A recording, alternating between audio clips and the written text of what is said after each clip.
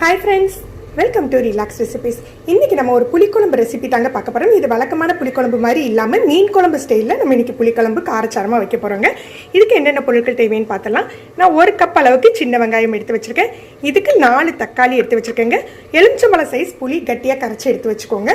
வெங்காயத்தையும் தக்காளியும் தனித்தனியா அரைச்சி எடுத்துக்கணுங்க. அப்புறம் 2 பச்சை மிளகாய், கருவேப்பிலை, மல்லி இலை வச்சிருக்கேன். தாளிக்கிறதுக்கு கடுகு உளுந்தம் பருப்பு கிடையாதுங்க. இதுக்கு 1/2 ஸ்பூன் வெந்தயமும் 1 ஸ்பூன் ஜீரகமும் எடுத்துருக்கேன். காரத்துக்கு தகுந்தாப்புல மிளகாய் தூள். இது நம்மளுடைய குழம்பு மசாலா தூள். இதை வந்து நாங்கள் ஊர் மசாலான்னு சொல்லுவோம். இதில் மல்லி, மஞ்சள், ஜீரகம், மிளகாய் வத்தல் இது 4 சேர்த்து அரைச்சி வச்சிருக்கீங்க. இதோட ரெசிபி ஆல்ரெடி நம்ம சேனலில் போஸ்ட் பண்ணியிருக்கோம். தேவைப்படுறவங்க எடுத்து யூஸ் பண்ணிக்கலாம். அப்புறம் உப்பு, நல்லெண்ணெய். தாளிக்கிறதுக்கு நம்ம இன்னைக்கு நல்லெண்ணெய் தான் யூஸ் பண்ண போகிறோம். கொஞ்சமாக தேங்காய் துருவல் எடுத்து இதை அரைச்சி பால் எடுத்து வச்சுக்க போகிறோம். ஒரு 1/2 கப் அளவுக்கு பால் இருந்தாலே போதுங்க. இது ஆப்ஷனல் தான், இது இல்லாமல் கூட செய்யலாம். முதல்ல வெங்காயம் தக்காளி எல்லாம் அரைச்சி எடுத்துருவோம்.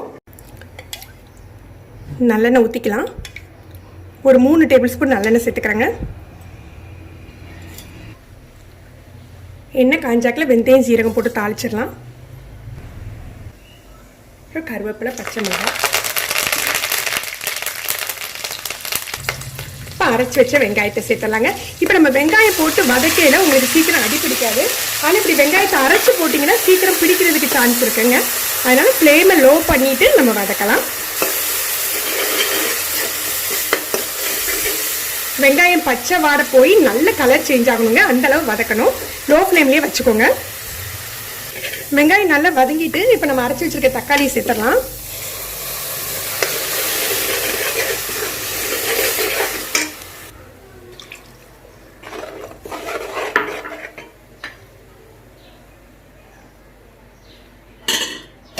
தக்காளிலேயே நம்ம வெட்டி வச்சிருக்க மல்லிக்கீரையை சேர்த்துடலாம்.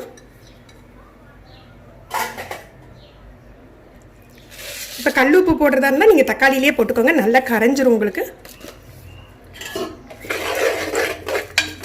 இதை நல்லா மூடி போட்டு சிம்மில் ஒரு 5 நிமிஷம் வச்சிடலாங்க. தக்காளி நல்லா வெந்து எண்ணெய் பிரியணும். தக்காளி நல்லா குக் ஆயிடுச்சு. மிளகாய்த்தூள், காரத்துக்கு தகுந்தாப்புல நம்ம மசாலா தூள் சேர்த்துக்கலாம். நான் இன்னைக்கு வைக்க போற அளவுக்கு 4 ஸ்பூன் தேவைப்படும். அதனால 4 ஸ்பூன் சேர்த்துக்கிறேன்.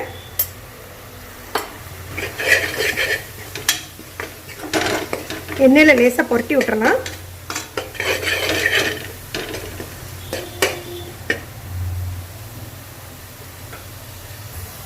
நம்ம வெட்டி வச்சிருக்கோம் இல்லையா வாழைக்காவை, நீங்க விருப்பப்படி எந்த காய் வேணாலும் சேர்த்துக்கலாங்க. இன்னைக்கு நான் வாழைக்காய் சேர்த்து செய்யறேன்.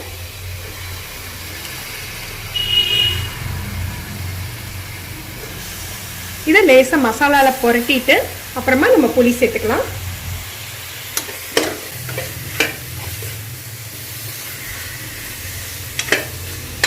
இப்போ நம்ம புளியும் தேவையான அளவுக்கு தண்ணியும் சேர்த்தலாம்.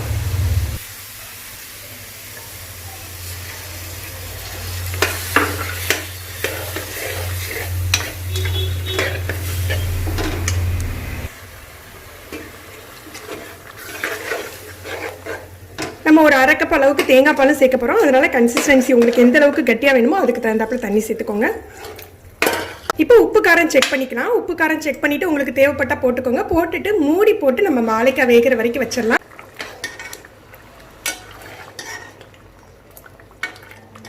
வாழைக்காய் நல்ல முக்கால்வாசி வெந்துடுச்சு.